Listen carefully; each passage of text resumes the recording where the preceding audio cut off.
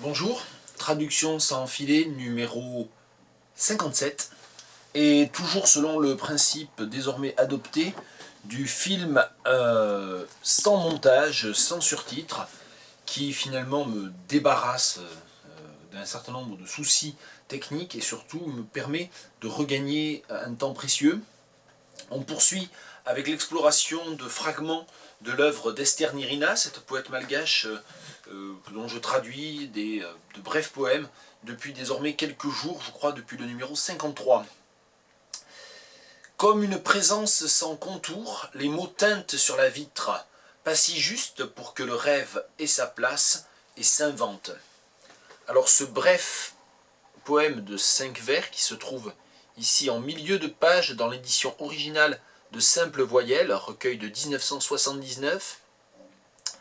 Ce bref poème, je ne sais pas si je peux ou si je dois l'appeler un quintile, puisqu'il me semble que le quintile, je n'ai pas vérifié, c'est une forme versifiée, rimée, très précise. Ici, on a évidemment le recours au vers libre, qui est traditionnel qui est habituel, chez Esther Nirina. Je vois deux difficultés d'emblée. Présence sans contour, parce que le premier réflexe serait de le traduire par Without Borders, mais Without Borders, ça fait Médecins sans frontières, donc ça n'est pas... Enfin, il y a cet écho qui n'est pas souhaitable ici, qui serait trop concret aussi. La deuxième difficulté, c'est le vers central, pas si juste, les mots teintent sur la vitre, pas si juste pour que le rêve ait sa place. Et pour faire ce lien entre les mots teintent juste, mais pas si juste pour que le rêve ait sa place, la seule traduction que je vois sans vérification, c'est to ring in tune, ou to, je sais pas, rattle ou jingle in tune, je sais pas.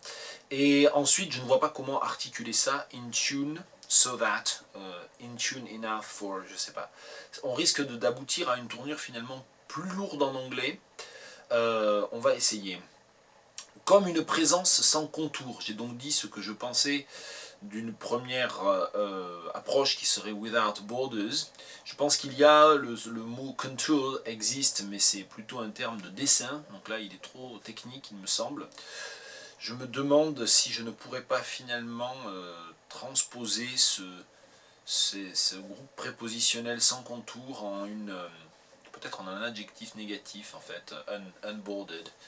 Je ne sais pas si ça existe, mais bon, on va dire que la langue anglaise permet cette création de mots ou d'adjectifs, et unboarded me plaît assez en fait ici. Bon, comme ça, spontanément. Like an unboarded presence. Ça sonne bien en tout cas, enfin je trouve. Like an unboarded presence, les mots teintent sur la vitre. The words rattle against the window. Alors vitre, ça serait littéralement, techniquement, pane, the window pane, mais en particulier en passant par le prisme de l'oral, je trouve que l'homophonie avec pain, la douleur, n'est pas très souhaitable. The words rattle against the pain, le rythme est bon, mais l'homophonie avec pain, douleur, ne me paraît pas satisfaisante. Et si je traduis par window pane, pour le coup ça serait trop long par rapport au rythme du poème original.